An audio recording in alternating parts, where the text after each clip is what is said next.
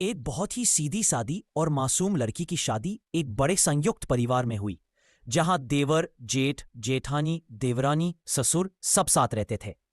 वो इतनी सरल थी कि पहले ही दिन से हर किसी के आगे पानी का गिलास और चाय का कप लेकर खड़ी नजर आती। घर में बड़ी जेठानी का ही राज चलता था। उसका पति बाहर रहता था और जब 4-6 महीने बाद घर आता, जेठानी उसका सारा सामान सबको अपनी मर्जी से बांट देती। एक हफ्ता तो सब ठीक चलता, फिर घर के लोग उसके पति की कान भर देते और वह बिना सोचे समझे पत्नी पर हाथ उठाता, मानो उसमें अपनी सोचने की ताकत ही ना हो। धीरे धीरे उस लड़की के 2 प्यारे बेटे हो गए।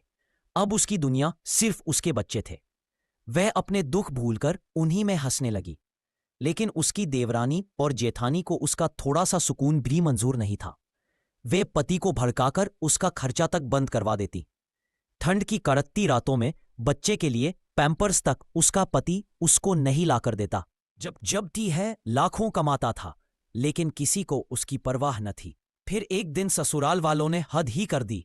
उस पर ट्यूशन टीचर से अफेयर का झूठा इल्जाम लगा दिया। वह रोती रही, कहती रही ये सब झूठ है, लेकिन पति ने एक बात न मानी, उल्टा उस पर बुरी तरह हाथ उठाया।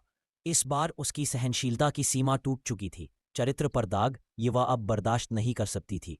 एक सुबह उसने चुपचाप अपने दोनों बच्चों को उठाया और ससुराल का दरवाजा हमेशा के लिए बंद कर दिया। वह अपने मायके चली गई, टूटी हुई पर बच्चों के लिए मजबूत। कई महीनों तक वह वहीं रही। इस दौरान उसके पति को पहली बार अपने घर की खाली दीवारें चुभने लगी। उसे एहसास हुआ कि पत्नी और बच्चों के बिना जीवन कितना अधूरा है।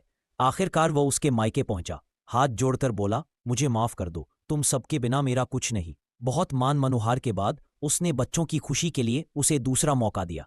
अब दोनों पति पत्नी परिवार से अलग एक नए घर में एक नई जिंदगी शुरू कर चुके हैं, जहां आंसू नहीं, सिर्फ सम्मान, प्यार और सुख।